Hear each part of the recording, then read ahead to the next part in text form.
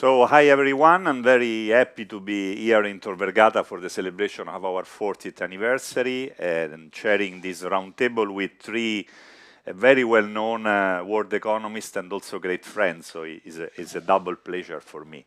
They are Guido Cozzi, Iftekhar Hasan, and Jeffrey Sachs, but I will introduce them better when I give them the floor. But what I want to tell that our topic is a very, very hot topic today because it's about inflation, energy price, and the climate change. Why this is important? It's also something new, something that is attracting the curiosity of us as economists, because there's something different. This inflation is not like the inflation we have seen before. It's very, very, very much interconnected with the energy problem, with the climate problem. Just to quote one thing, President Biden, but Jeff and Iftekhar can tell us more about that, has created a big program against inflation, which is called Inflation Reduction Plan, and actually it's a program of incentive for the switch to renewable, so it's not a central bank program. So what we want to understand in this hour, what are the interconnections between these three problems, no? And I want to quote also Pope Francis when he says everything is interconnected. And actually, it is interconnected. We are going to understand how. And the first one I'm going to give the floor is Jeffrey Sachs. Almost everyone know him. He's one of the most well-known economists in the world. He's a strong advocate of environmental sustainability, of peace in this difficult moment, and is a professor at Columbia University and president of the UN Sustainable Development Solutions. So I give the floor to Jeff, so you can help us to understand what's going on, and also we can understand what is the difference between US and Europe, because we know that there is a difference. So, Leonardo, first, thank you so much, and what a privilege it is to be together with Guido and Iftekhar and you on this panel, and a very happy 40th birthday to Tor Vergata. That's a great cause for celebration. It's interesting, 40 years, so meaning 1982, that's when actually my first book was published called The Economics of Worldwide Stagflation. So this also takes me back to my opening days in macroeconomics. I wrote my dissertation in 1980 about the energy supply shocks of the 1970s, the wars, in fact, in the Middle East, the high inflation, and how to interpret all of that in a macroeconomic context. So the idea was to build a conceptual framework of supply shocks as opposed to Keynes's demand side shocks. Keynes invented macroeconomics in the 1930s, putting a focus on aggregate demand.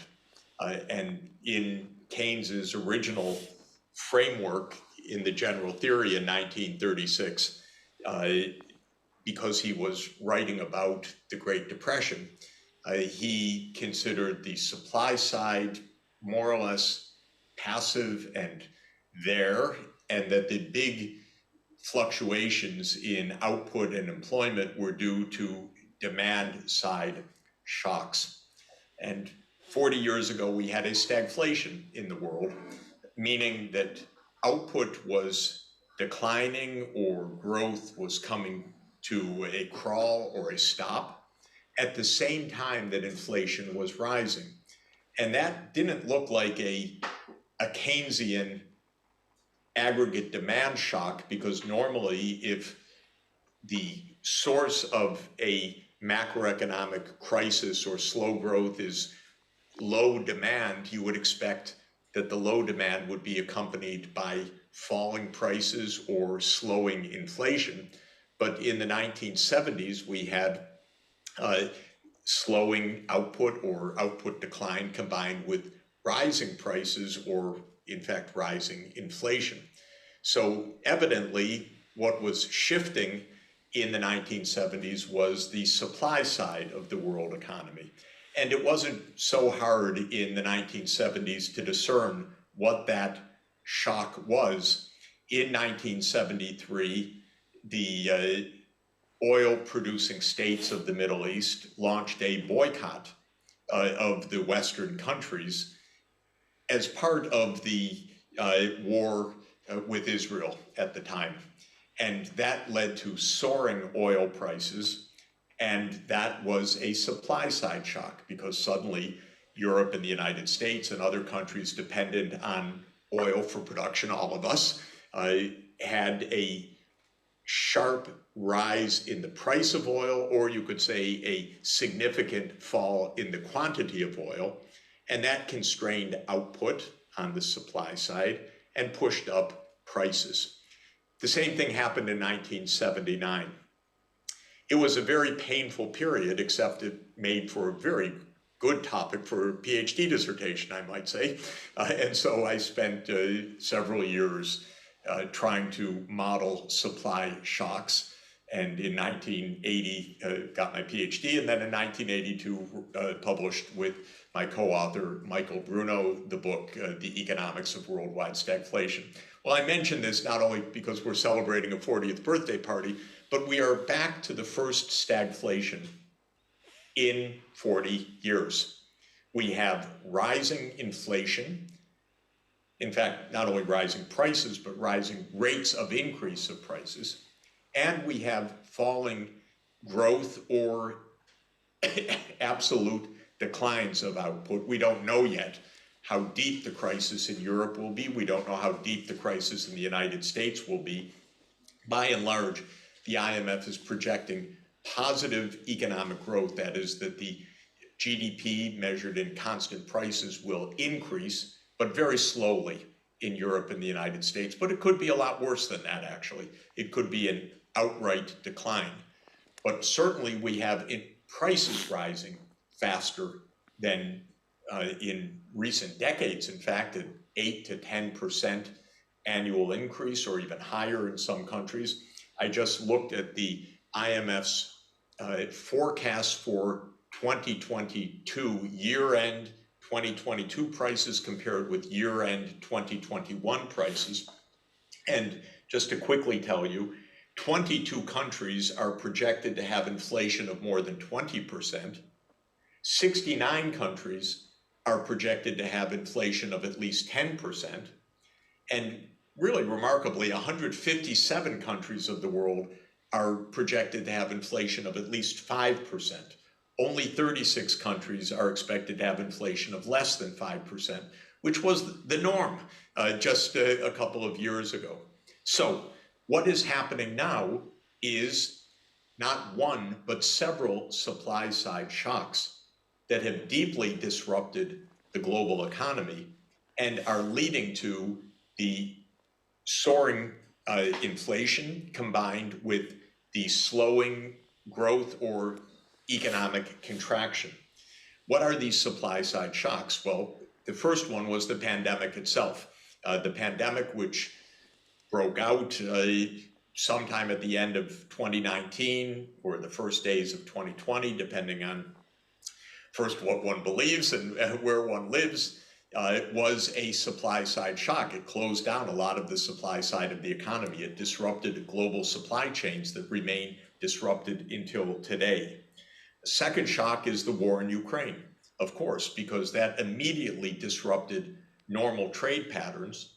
But then on top of that came the Western sanctions, which are having an enormous boomerang effect because basically the implication is that Europe is being cut off from Russian gas principally and also oil. And that is like the 1970s energy shocks. And the sanctions combined with the war itself have led to that. Then there's another supply side shock. The Nord Stream pipeline was blown up, probably by the United States, in my estimation, though we still don't really know exactly. But this is where the signs point to, because the US president said it would shut down if Russia invaded. But that's another kind of supply side shock. But there are two others adding in to the complexity. One, Leonardo, you mentioned, those are climate shocks, not just the dangers and damages from gradually rising average temperatures, but we are being pummeled worldwide by disasters emanating from a warming Earth due to human activity. Italy had mega drought this year.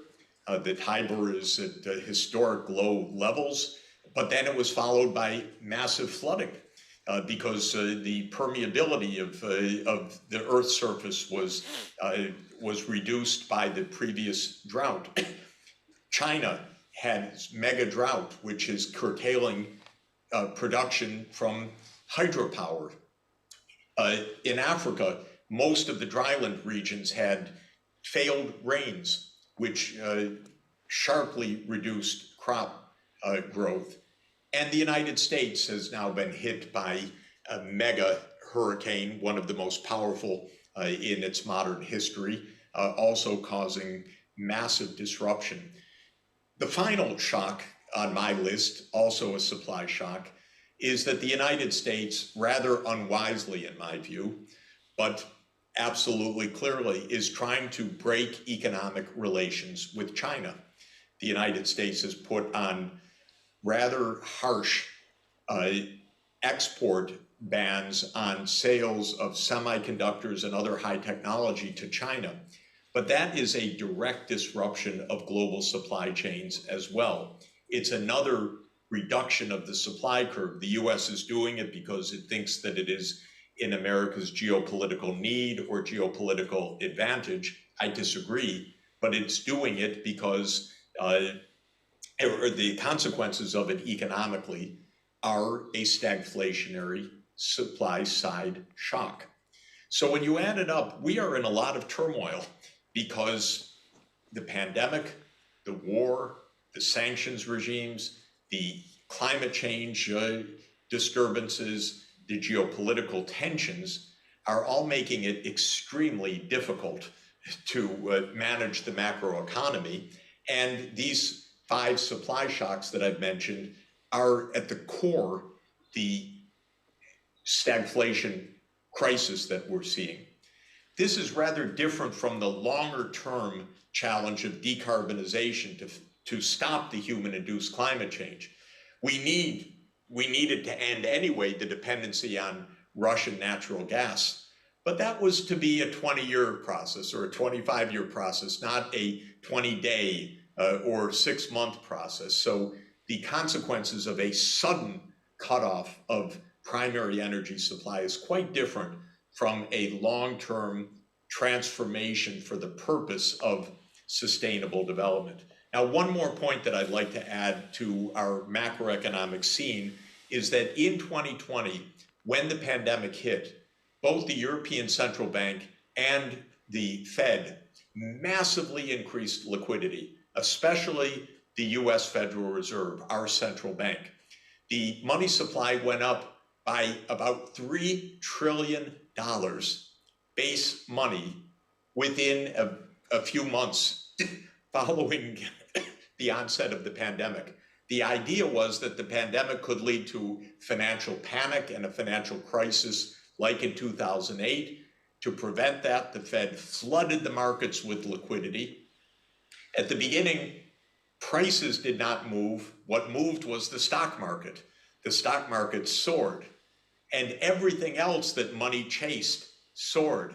Bitcoin went up to $60,000. That's my measure of collective insanity, because I think the fundamental value of Bitcoin is zero. Not everybody agrees with me on that, but in any event, 60,000 was a wild ride reflecting a massive liquidity expansion. Non-fungible tokens soared in value. But as Milton Friedman taught us already 50 years ago, money affects prices, but with a long and variable lag. So the first prices to move were asset prices. Within 6 to 9 months, commodities prices started to rise. Now, 2 years later, the whole economy is in an inflationary impulse. because of that delayed response to the money supply increase combined with these supply shocks. So it's a deja vu for me because this is exactly what the 1970s looked like. War in the Middle East, soaring money supplies as the Bretton Woods exchange rate system broke down, and a combination of geopolitical disruption. But now it's more severe, more dangerous, more significant. And I'll just conclude, what's the way out of this? Central banks cannot solve a problem of a supply shock.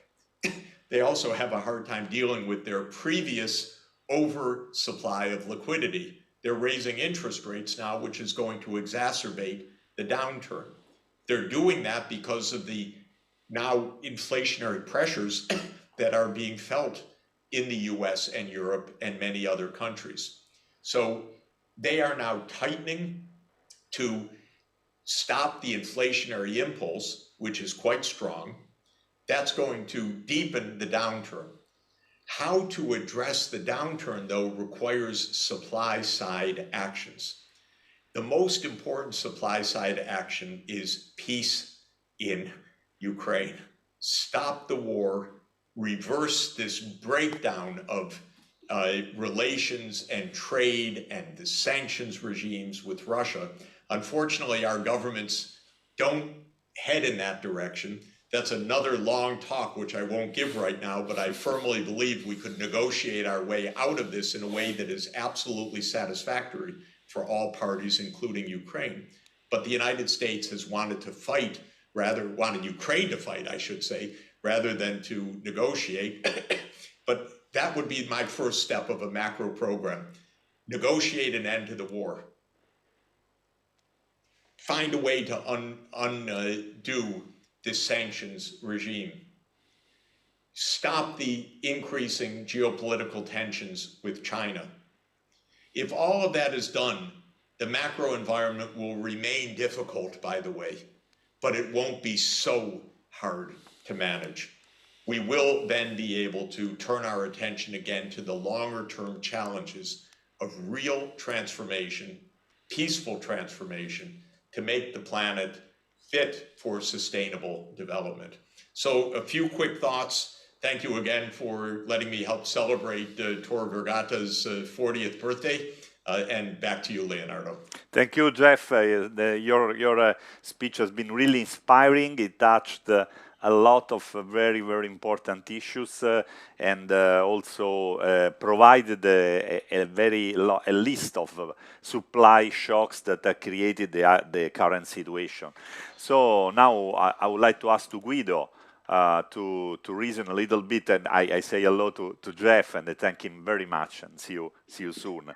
And Guido, first of all, we also worked on this together. There is a difference between the US and Europe, no?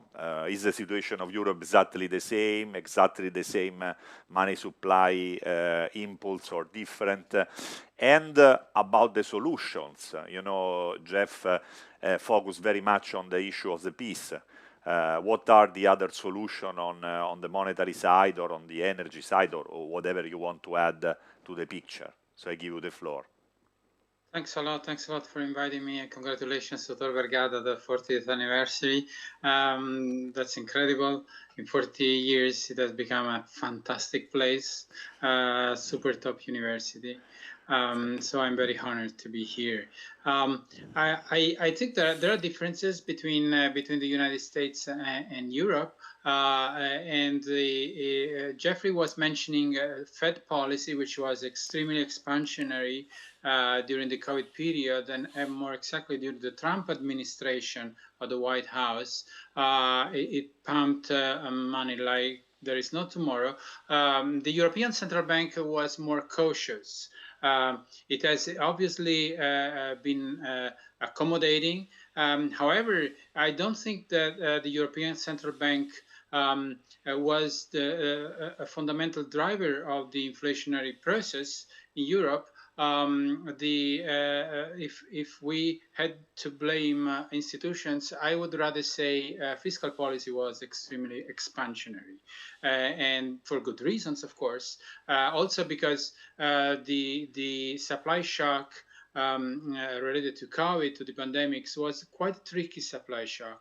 Something that differs from, say, the supply shocks of the 70s is that the supply of labor declined all of a sudden, but it's not like in our macro models where there is demand and supply, because if the supply of a factor declines, then its price would tend to go up.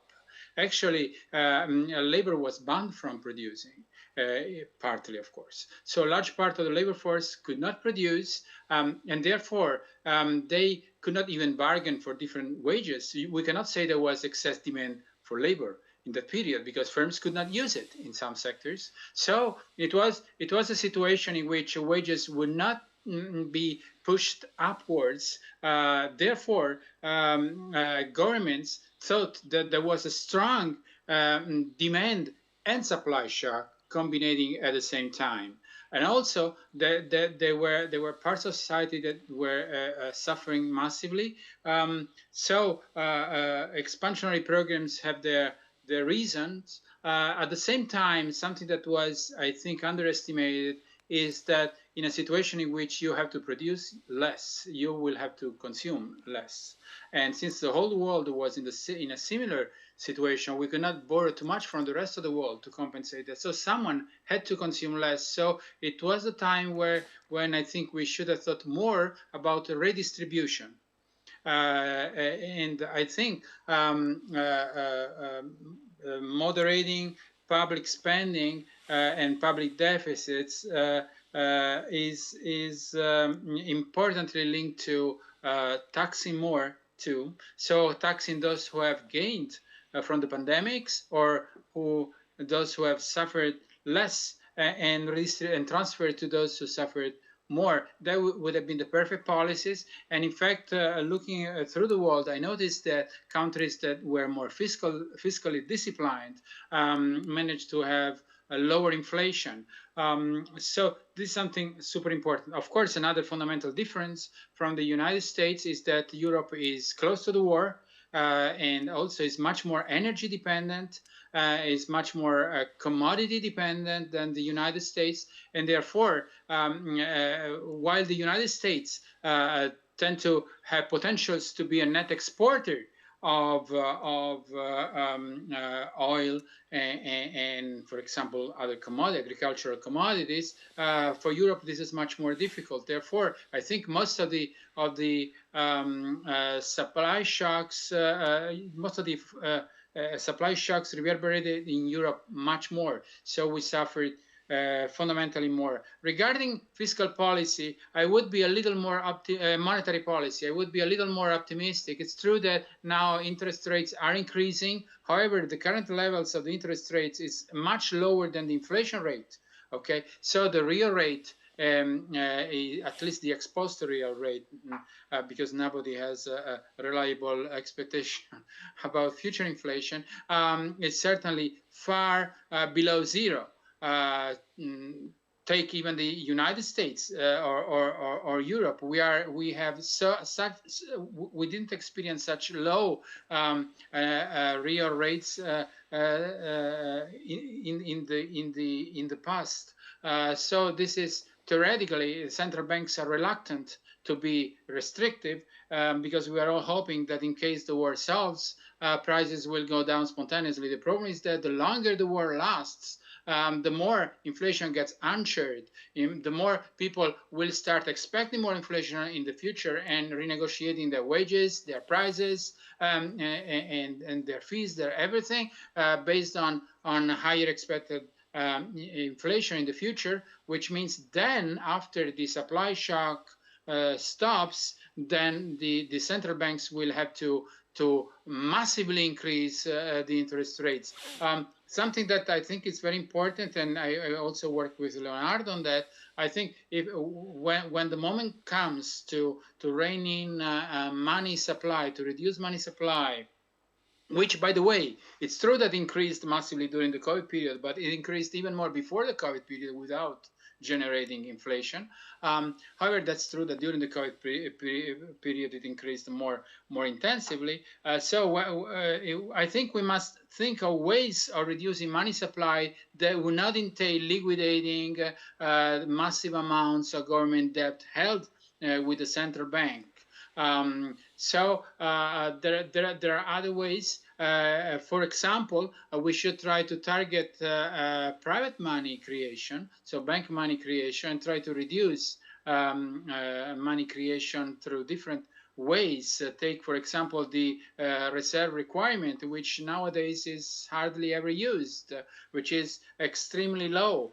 We could reactivate it more and reduce money supply indirectly through these means. But what I would fear is central banks liquidating public debt, because then even without increasing the interest rates, governments will have to pay more for the interest, because if the central bank holds the public debt, then the interest rates get refunded to the governments. If it doesn't, then the governments will have to pay much more and tax much more. So I think this is something that we should pay attention to.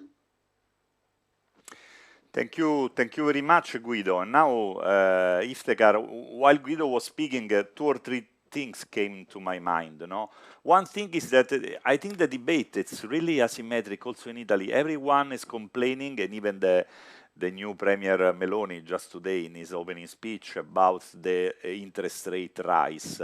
But no one is pointing out, because of mortgage, of cost of loans, but no one is pointing out that the negative real interest rates, it's a pain for the investors, for people holding government bonds. You know, maybe in Italy it's not good to say this, because of course we all want to support the Italian government bonds, but there should be a real rate target, no, on the one side.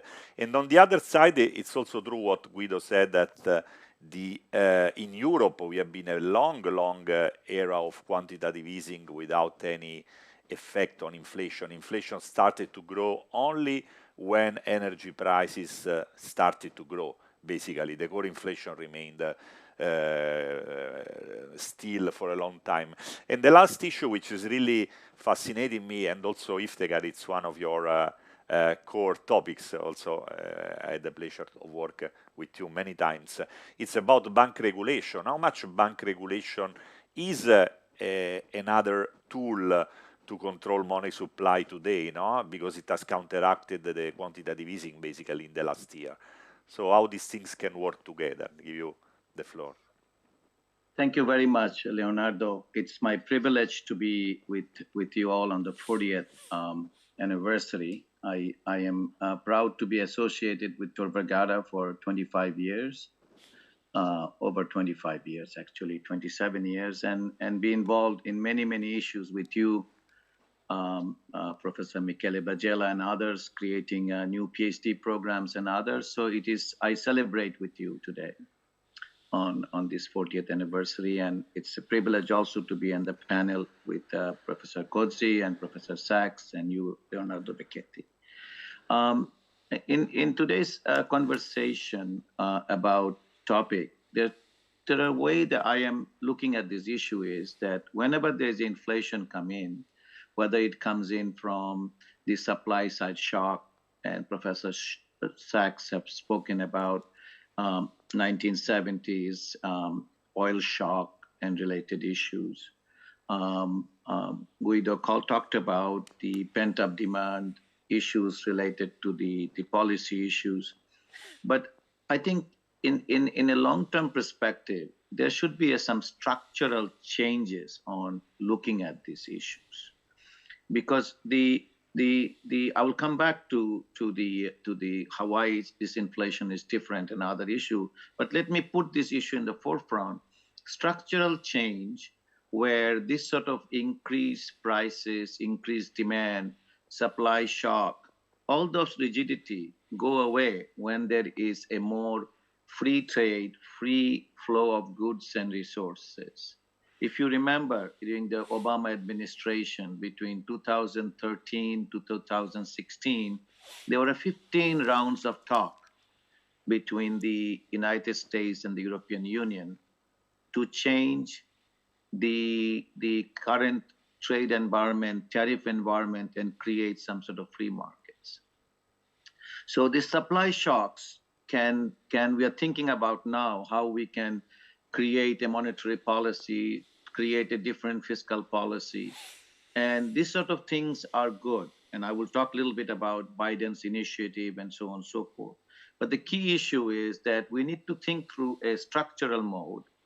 And in the structural mode, one of the key issues would be to have a free trade that to pick up where we were in 2016, that has been scuttled in 2019 by the next administration. All the talks were not there anymore. And if there is a flow of supply goods and others are cross-continental among the democracies and others, it creates a huge amount of help. It lowers the pressure on the supply frictions. That's number one. And number two, I agree with Professor Sachs on both issues. One is to negotiate some sort of peace environment with the Russia-Ukraine environment, because the amount of involvement of Russia's in the world economy not only is from the oil perspective, in the commodity aspect, and even in a commodity market that has implication, even in the tech sector, is huge. And as we all know, Ukraine has a 10 to 15% of the grain productions of the world coming from Ukraine. So that is something cannot be continued and expect that there will be no outcome in the economy, especially on the European side. Europeans have struggled for 70, 80 years of work in creating the common European Union, common European market. But this sort of scenario exposes that even still there is a difficulty. On the other side, I think the tension, geopolitical tension with the East, especially with China, is detrimental to the overall solutions of inflation, productivity, and others globally. Because I think combined, the European Union, United States, and China, by converging to some sort of understanding, actually is a great thing for the humanity. But who am I? I'm just a college professor and looking at these issues. But if you look at the problem we're talking about, many of the ingredients associated with this inflationary aspect, growth aspect, stagflation aspect, a coordination effort between these major powers of the US, Europe, and China, among others, can resolve these issues tremendously. Now, on the positive side is that our inflation is different than 1970s, because in 1970s, in the United States aspect, that the country was running that time by oligopolies and monopolies. The total prices and others were hiking at their own will. You know, AT&T, you're talking about telephone, telegraph, and others. But in 2022, whatever you think about these tech companies, they are competing with each other. They are innovating. So the structural aspect of the economy is different than in the past. But here, with regards to solving this issue towards a use of the monetary policy and fiscal policy, I think that can be a coordinating effort, because if the fiscal policy goes out of hand, it is very hard for the monetary policy regimes to come in and do something significant. So recently, I think one of the issues that you discussed with me is about the Biden administration Inflation Reduction Act this year. I think that the approach they have taken, which has some positive externality, the approach they have taken is they're going to increase the revenue by making sure that the corporations pay minimum taxes. It's not only the tax rate is 15%, but with any loopholes or anything else, the corporation has to pay high taxes. There in the United States, the ability to have a prescription price reform where the Medicare can negotiate drug prices, and that can save huge amount of money, and higher tax enforcement, stopping the loopholes of different interest loopholes. And the saving is coming from two aspects. The investment is going to go on to everything towards energy security and climate change. So in some sense, the supply side, the oil dependency on energy, by encouraging this energy security and climate change, in creating huge amount of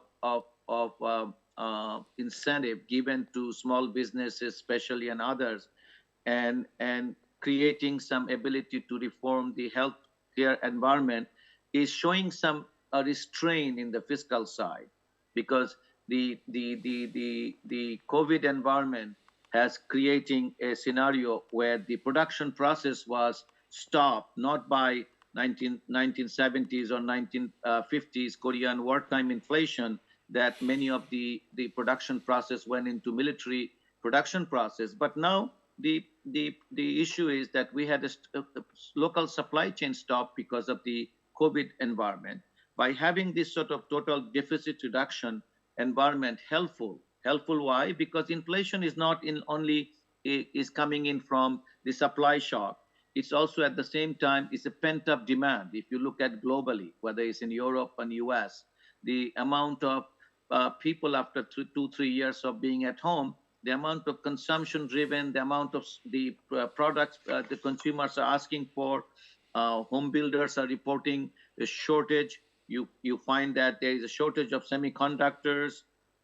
It's airline is training, hotels are training. So in this particular case, expectation of inflation is an issue that the monetary side of the policymakers are involved, and they cannot do too much. I think, given that the fiscal policy restraints are there, their goal should be gradual. Their goal may not be fighting the inflation, just simply increasing the interest rate the way Paul Volcker did in 1980s. They should create an environment with a gradual increase, at the same time creating policy issues in a way that creates the expectation of inflation not to be high. And that expectation is taking the right geopolitical move. That expectation is to think about to work with the existing organizations.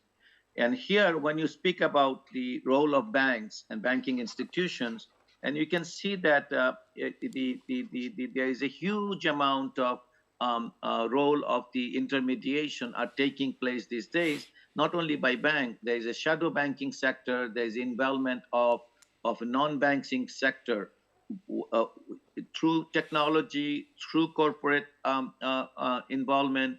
And in this particular sense, that these banks can actually create an environment where, remember, one thing is that banks have a social responsibility. Banks are the only organization, only establishment, they are allowed to do a business with 8% capital, 10% capital. No other businesses have that ability. At the same time, if something goes wrong, we go and bail out the bank. So I'm a pro-bank, I'm a pro-business finance professor, but I also want to say that bank has a social responsibility in the time of crisis. So banks has a social responsibility to show that the organization and the society give them a privilege to be in this business. So in this particular case, banks should work not only looking at their stockholders' wealth maximization aspect, nothing wrong with that, but they also should create a prudent involvement with the social planners, that where they are part of the social planning, even if it is at the expense of making little with a 5% to 10% capital. So they should coordinate effort. And I wait for Iftekhar, your the perspective. connection is going a little worse. If you try to rearrange a little bit now, try. Okay, I'm done. I am good. for you. I'm Try. good. I can end here and come back from other questions. Okay, so I take some of the topics raised by Iftekhar. A very important one is about the responsibility of banks, and also about the minimum tax, you know, and what we can do. Am I going? It's okay. Or if it's now it's going to go. Sorry, from then we. I am pretty much ending again by saying that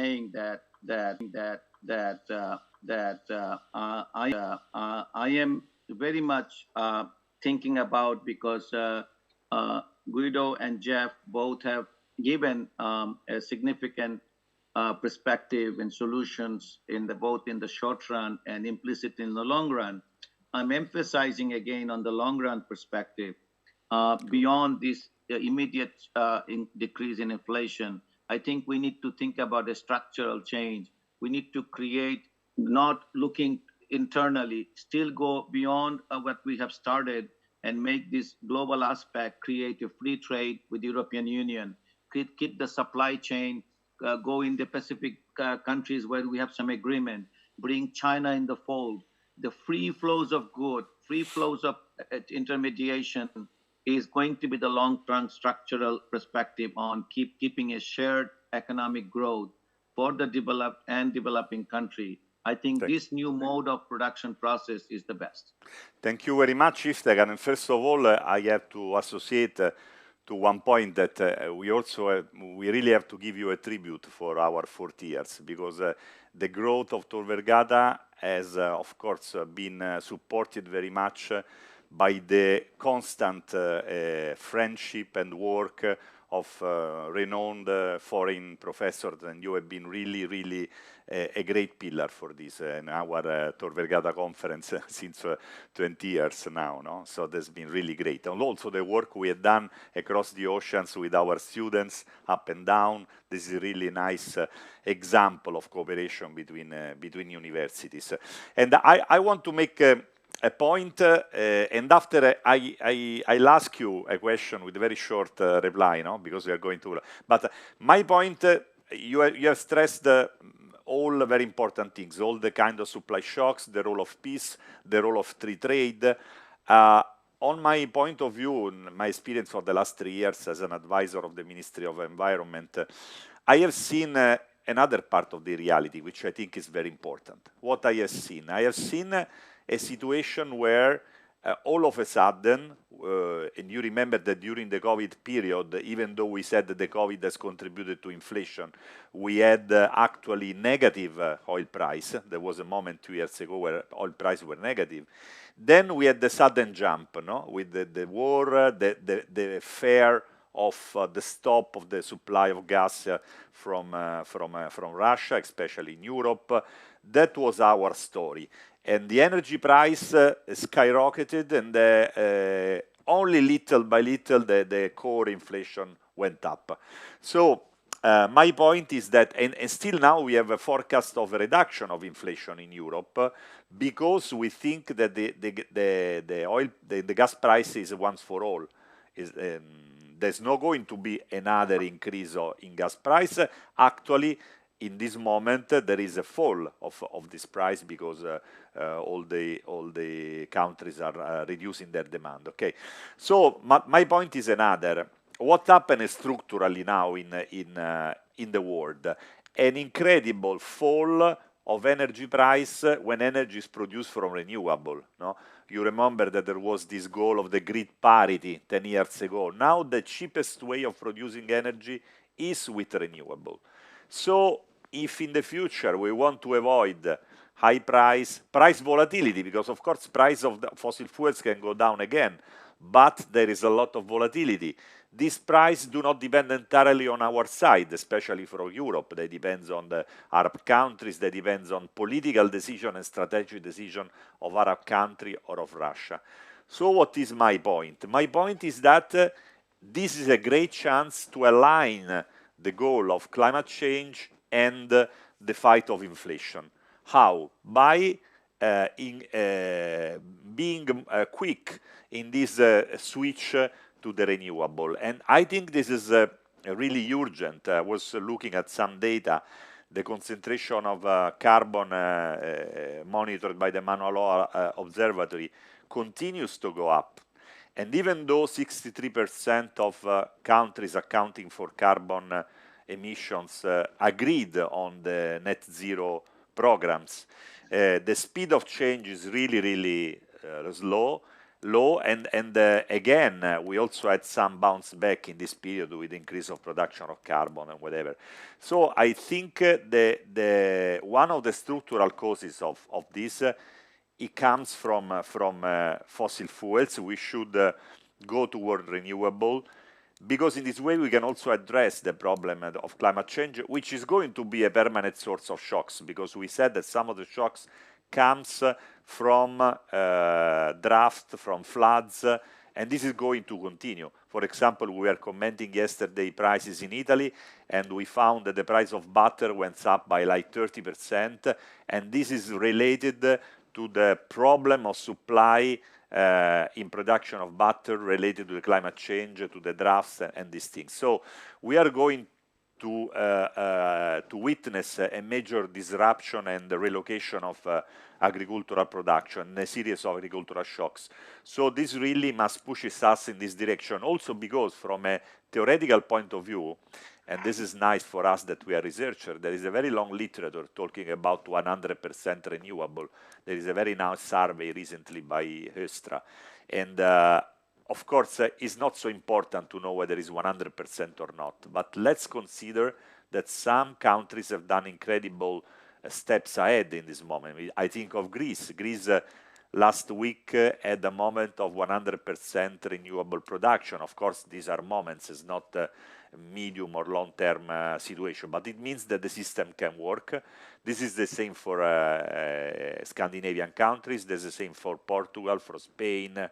So we have an incredible potential in this direction, which in some sense does not need a lot of money. This is also important. It does not need a great fiscal stimulus. It needs, at least in Europe, the removal of bureaucratic problems, of the problem of authorization, the problem of conflicts with different authorities. So I think this is a very important point.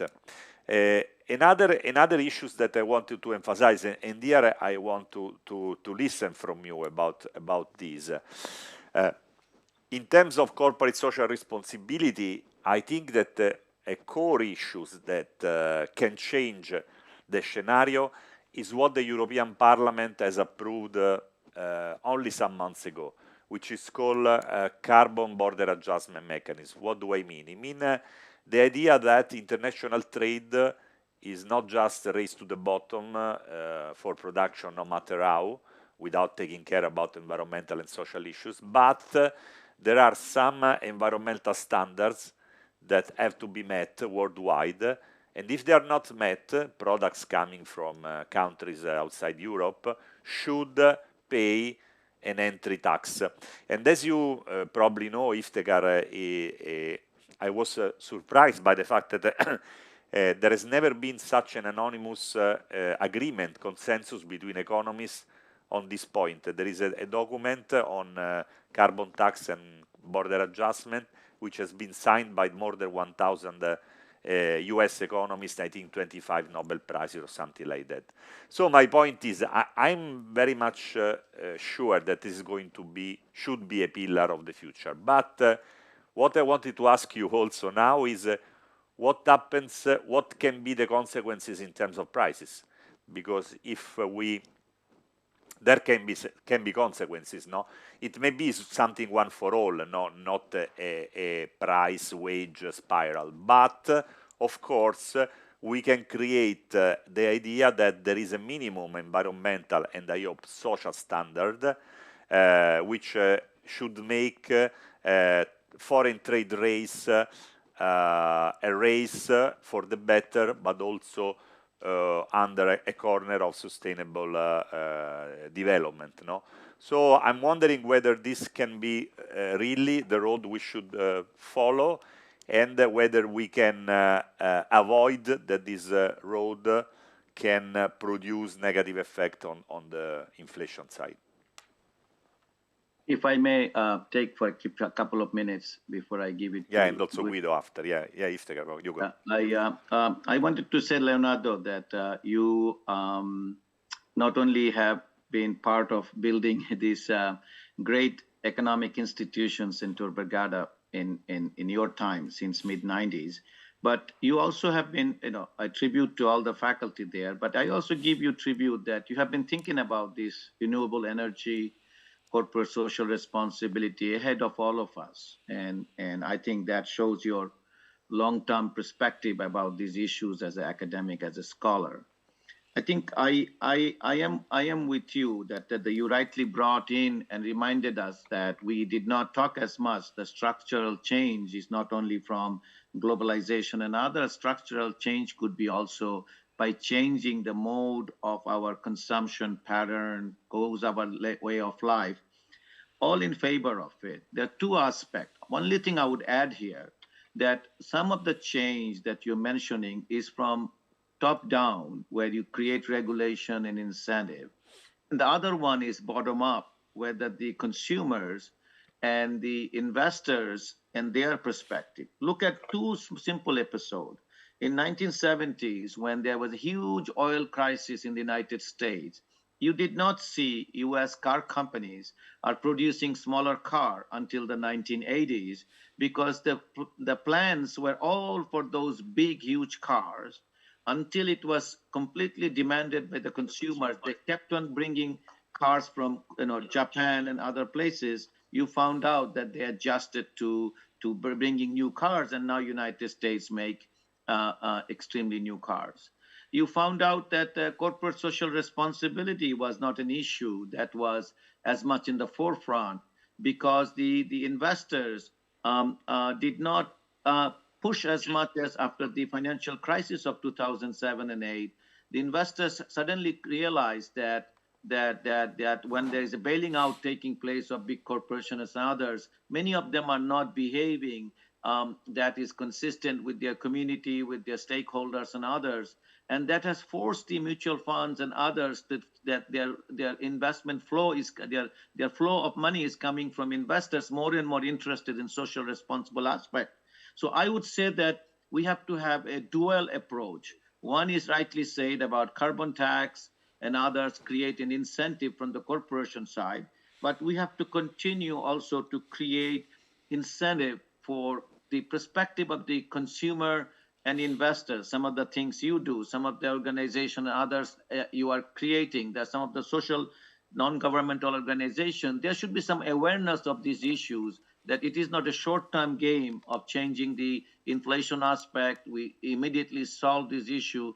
In order to create the long-term perspective, we need to work both from the changes in this regulatory aspect, create the incentive, create higher carbon tax, absolutely correct. But simultaneously keep the awareness of the investors and the consumers, because consumer demands and investors' choices force the businesses to do the business, because they cannot make money without that. I give the floor to Guido. Thanks a lot. Great points. Absolutely. Longer term, the green transition is super important.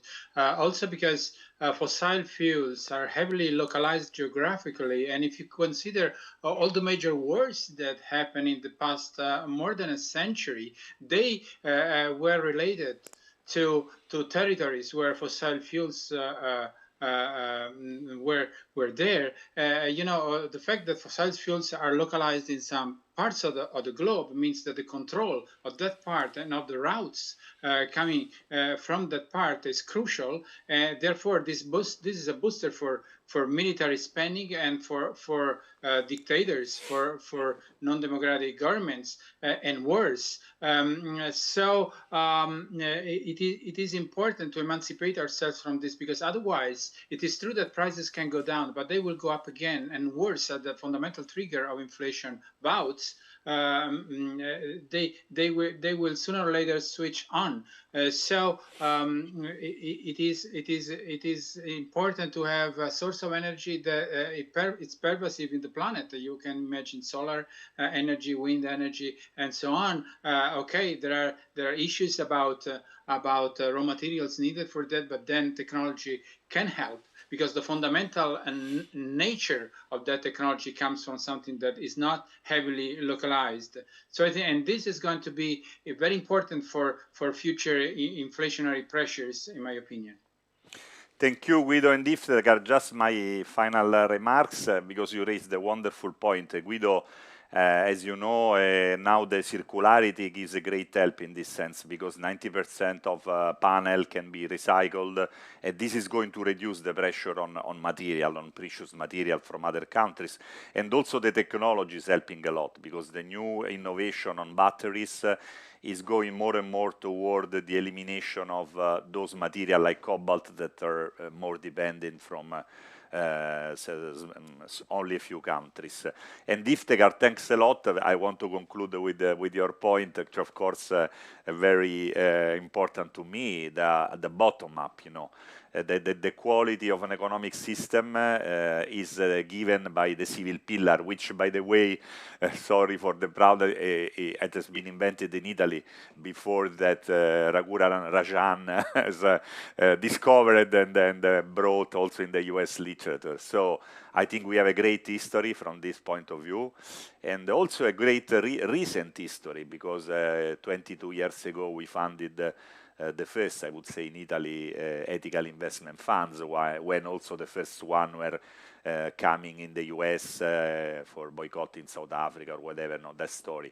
And 20 years ago, we saw these seeds, and then now we have a great organization, and we are especially proud of the external growth of the idea, no? Because many, at least from the environmental side, the idea has been borrowed by most of the finance in the world, and now we are trying to increase and to go on with online platform of responsible consumption, that they are going to make easier for people from their home to buy sustainable products rich of sense. Because I think one of the frontier of our future research is this, no? The connection between life satisfaction and life sense with generativity. We are lucky because our work creates a lot of opportunities to be generative, and so my wishes to all of us is to be generative with citations, but also with capacity of creating something that is good for the society overall. So thank you, Iftekar, thank you, Guido, thanks to Jeff. Thank you, Leonardo. And it has been a really stimulating roundtable, and we will disseminate it on the web and also send you a copy of that. Thank you very much. Thank you very and much, to all Leonardo. those who are listening us. Thank you, Guido, and thank you. Thank you, Iftekar. Bye.